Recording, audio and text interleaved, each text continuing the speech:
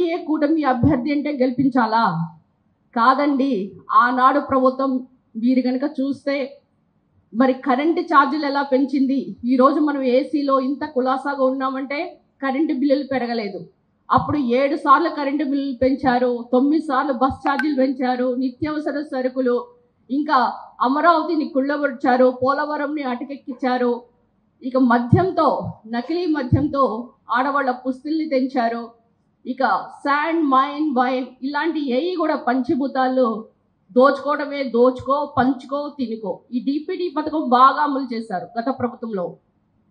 ఇవన్నీ కూడా మీరు ఒక లెక్కను చూస్తుంటే ఎప్పుడు కూడా జగన్మోహన్ రెడ్డి గారు అంటారు ప్రతి మీటింగ్లో నా ఎస్సీలు, నా బీసీలు, నా మైనారిటీలని, వాళ్ళందరికీ నేను మేనమామని చెప్తాడు. కానీ ఈరోజు మీరు ఆ పరిస్థితి చూస్తే, మొన్న అనంతబాబు మీకు ఎప్పుడైనా కానీ ఇంట్లో నిత్యావసర సరుకులు కావాలంటే మనం ఎక్కడ ఆర్డర్ చేస్తాం? జొమాటో, స్విగ్గీ, అవునా? ఇప్పుడు ఏది కావాలన్నా కానీ మనం డోర్ డెలివరీ ఆర్డర్ చేస్తున్నాం. ఇప్పుడు పప్పు కావాలంటే, వెజిటబుల్స్ కావాలన్నా మనం స్విగ్గీలో ఆర్డర్ చేస్తాం. కానీ వైసీపీ ప్రభుత్వంలో డోర్ డెలివరీ ఏం చేస్తారో తెలుసా? శవాలు చేస్తారు. అది ఆ ప్రభుత్వం యొక్క గొప్పతనం. మరి శవాలని డోర్ డెలివరీ చేసిన సుబ్రహ్మణ్యం అనే డ్రైవర్ని చంపి అనంతబాబుని ఆయన ఎక్కడ కూర్చోబెట్టుకున్నాడు? పక్కన కూర్చోబెట్టుకున్నాడు. ఈరోజు మీరు చూస్తే ఇక్కడ పక్క ఎవరున్నారు? అవినీతి రహిత మినిస్టర్ గారు, ఎక్స్ మినిస్టర్ గారు, ఎమ్మెల్సీ గారు. అంటే మన ప్రభుత్వం ఏంటి, ఆ ప్రభుత్వం ఏంటి? నాడు నేడు అనే కంపారిజన్ మీరు చూడాలి. మరి నిన్న చూస్తే నందిగాం సురేష్ ఏకంగా జైలుకి వెళ్ళిపోయి ఆయన పరామర్శిస్తాడు. పాపం ఒక ఎస్సీ పిల్లోడిని జైల్లో వేశారండి. ఆ ఎస్సీ పిల్లోడు రోజుకి 10 లక్షలు ఇసుక దోచాడా? మరి నెలకి ఎన్ని లక్షలు కోట్లు సంపాదించాడు? ఈ కోట్లన్నీ కూడా ప్యాకెట్లు కట్టి తాడేపల్లి ప్యాలెస్ లో ఇవ్వడం తప్పితే వాళ్ళు చేసింది ఏం లేదు. మరి నిన్న చూస్తే వల్లభనేని వంశీ. ఇక్కడ ఎలా కనిపిస్తుందంటే ఎవరైతే హత్యలు, మానభంగాలు, దౌర్జన్యాలు, భూదోపుడులు ఇలా చేసిన వాళ్ళకే ఆయన మేనమామ, వాళ్ళకే నేను అండగా ఉంటానని ఆయన ఒక నిదర్శనం మొన్న చూపించాడు, అవునా? మరి మార్కెట్ యార్డ్ పోయి ఏం చేస్తాడు? సీఎం సీఎం సీఎం అని అనిపించుకోవడం పేటిఎంతో. అంటే ఆయన ఎవరికి సీఎం? ప్రజలకైతే కాదు కదా. 164 ఎమ్మెల్యే టికెట్స్ అంటే 175 స్థానాలకి 164 అంటే it's a clear cut mandate. అంటే ఎలక్షన్ వన్ సైడ్ అయిందని.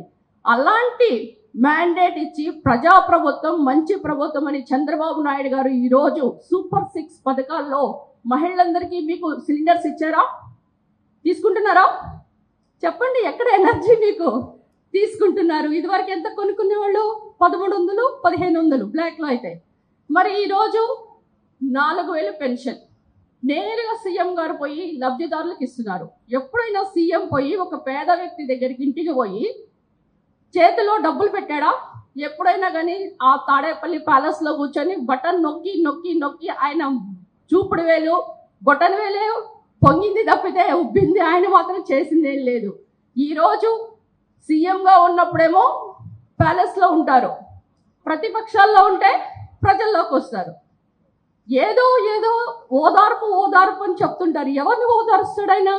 అంటే ఓదార్పుకి ఆయన బ్రాండ్ అంబాసిడర్ అని మనకు అర్థం. అంతేగాని ఓదార్చేది దొంగల్ని, దోపిడిగాళ్ళని, భూ కబ్జా చేసేవాళ్ళని. కనుక ఈరోజు మన మంచి ప్రభుత్వంలో ఒక మంచి క్యాండిడేట్గా ఈరోజు ఆలపాటి రాజేంద్ర ప్రసాద్ గారిని చంద్రబాబు నాయుడు గారు మన ప్రభుత్వం వచ్చే 7 నెలల్లోనే మొట్టమొదటిగా డిక్లేర్ చేసిన వ్యక్తి ఎవరో తెలుసా? ఆలపాటి రాజా గారు. కనుక చంద్రబాబు నాయుడు గారికి ఎంత నమ్మకం ఉంటే ఆయనని సెలెక్ట్ చేస్తాడు. కనుక ఆయన గురించి మీరు ఒకసారి తన బయోడేటా తీసుకుంటే he was a successful politician. 6 times ఎమ్మెల్యేగా కంటెస్ట్ చేసి మరి అందులో 3 సార్లు గెలిచి, ఒకటి ఐటీ అండ్ ఎడ్యుకేషన్ మినిస్టర్గా తను విజయం సాధించి, అందులో మీ మైలవరం కాను ఆల్మోస్ట్ 6 ఇంజనీరింగ్ కాలేజ్ శాంక్షన్ చేశారంటే ఆ ఘనత ఆలపాటి గారికి తగ్గుతుంది కూడా నేను ఈరోజు మరి చెప్తున్నాను. అంటే మొన్న సార్తో నేను అన్ని ఇంజనీరింగ్ కాలేజెస్ పోయినప్పుడు వాళ్ళందరూ చెప్పింది ఏంటంటే మాకు 3000 బకాయిలు ఉన్నాయి, ఫీజు రియంబర్స్మెంట్స్ ఇవ్వట్లేదు, మరి మాకు శాలరీస్ కూడా సరిపోవట్లేదు, ఇవన్నీ మీరు మాకు ముందుండి తీర్చాలి సార్, మేము మాత్రం మీకు తప్పనిసరిగా ఓటేస్తామని చెప్పారు. మరి స్కూల్స్కి వెళ్తే స్కూల్స్లో కూడా చాలా మంది కొన్ని ప్రాబ్లమ్స్ ఫేస్ చేస్తున్నారు.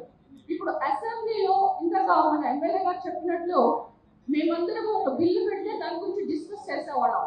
చేసి సపోజ్ ఒక రాజధాని కాదు 3 రాజధానులు అంటే బిల్లు పెడితే ఇక్కడ ప్రతిపక్షం వాళ్ళు తక్కువ ఉంటారు కనుక అధికార పక్షం యొక్క బిల్లు మండలికి వెళ్తుంది. మండలిలో కనుక మనకి మెజారిటీ ఉన్నప్పుడు మాత్రమే ఆ బిల్లు యాక్సెప్ట్ అంటే తీర్మానించబడుతుంది. కానీ ఆ 3 రాజధానుల బిల్లుని అప్పుడు షరీఫ్ గారు మండలి చైర్మన్ గారు ఆప్ట్ వల్లనే 3 రాజధానుల బిల్లుకి మద్దతు పలకలేదు. కనుక ఈ రోజు మనకి ఎమ్మెల్సీ ఎవరైతే ఉన్నారో మన అభ్యర్థి గారు ఆలపాటి గారిని మీరు గెలిపిస్తే మనకి మండలిలో ఎక్కువ ఎమ్మెల్సీ సంఖ్య పెరుగుతుంది. తద్వారా మనం ఏ బిల్లు పెట్టినా కానీ, ఎందుకంటే ల్యాండ్ యాక్ట్ చట్టాన్ని రద్దు చేశాం, అన్నా క్యాంటీన్స్ పెట్టాం, తర్వాత చాలా మంది కూడా పోలవరం అమరావతి ఉరుకులు పరుగులు తీస్తుంది, ఇక చాలా ప్రోగ్రామ్స్ సూపర్ 6తో ముందుకెళ్తున్నాం.